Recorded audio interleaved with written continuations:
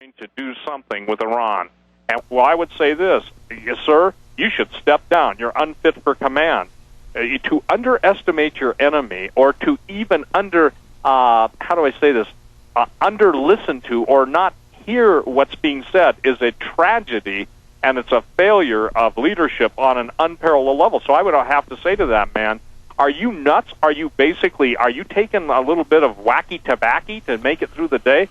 Something's wrong, Alex. We are being totally encircled. Now, again, Steve Quayle is our guest. The United States had criminal forces within it orchestrate and carry out the 9/11 attacks. Then that was meant to come out, but only, as I said, day one on the day of the event 7 years ago, to be blamed on the U.S. government. Then the United States orchestrates a sneak attack on Russian territory, so internationally we're even seen as more criminal. The CIA releases the torture photos and videos, admittedly to CBS, to further demonize the United States.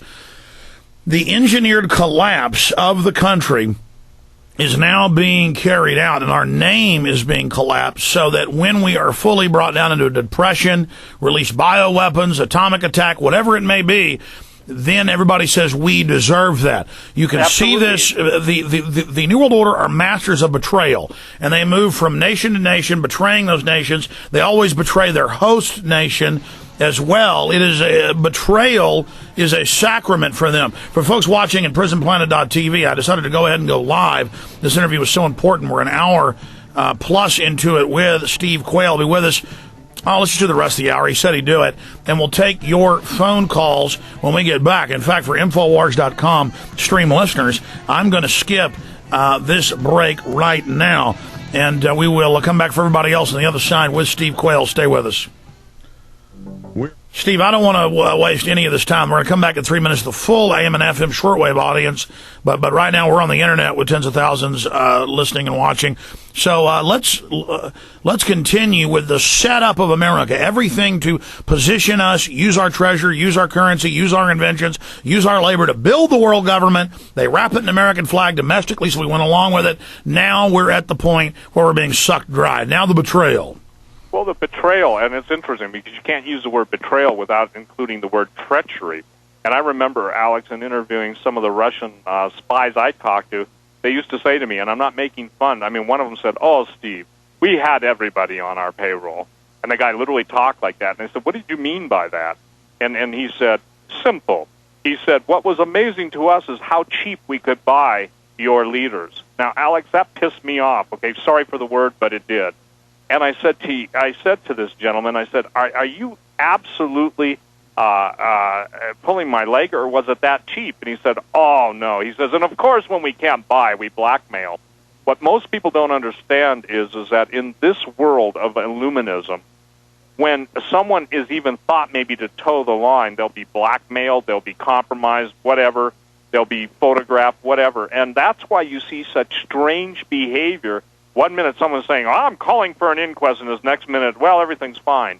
The point is, whom they can't blackmail and bribe, they kill. And that's the same story that we're dealing with daily. Now, here's where we're at, in my opinion. And we are no longer at, Alex, we're not warning about what's coming. Everything you and I have warned about is here. Everything you and I have warned about is being implemented. Everything that... And it's only going to get more intense from here. Before the tyranny would go up and down, back and forth. Now it's just an escalation. Well, yeah, absolutely. Can I say this? It's going to go up and down. And what's really hard for people to understand is there are factions in the Illuminati. There are some incredibly brave men and women fighting this stuff. But then you get into the supernatural realm, and there comes a point where if a nation says to God, "Leave us alone," God says, "I'll leave you alone, and I'll take my hand of protection away." And that's where I believe we are in the United States of America. I am so worried, and I mean this. Look, the bottom line is you don't do talk radio for 15 years and not learn a few things. But what I'm really, really troubled by is the continual denial, even people listening to your show, my show, our shows. What more information can you, Alex Jones, give them? What more information can I give them? Like we were talking off the air. It's one thing to have 1,000, 5,000, 10,000, but the the Congress should be inundated with millions of people saying, stop the bailout. It's not helping the American people. It's putting the taxpayers... Oh, it's putting a millstone around our neck. Here we go. We're going back into the full audience right now with Steve Quayle going to the phone calls.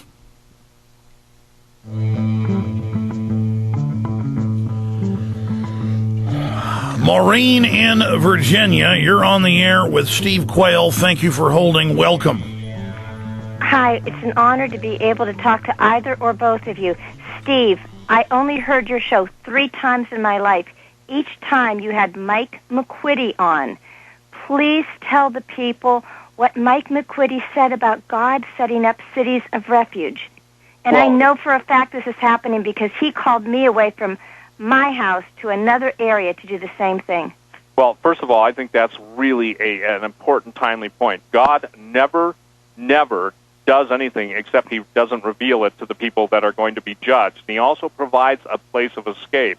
Throughout the land, Alex, and what the caller's talking about, people have been spoken to in dreams, in visions, in prayer, to prepare for an onslaught of God's children, people who are going to be running from the cities for their very lives. And I believe that my ministry as a watchman is over, but I believe my ministry as someone who's going to be taking care of a lot of the fleeing, frightened flock is just beginning.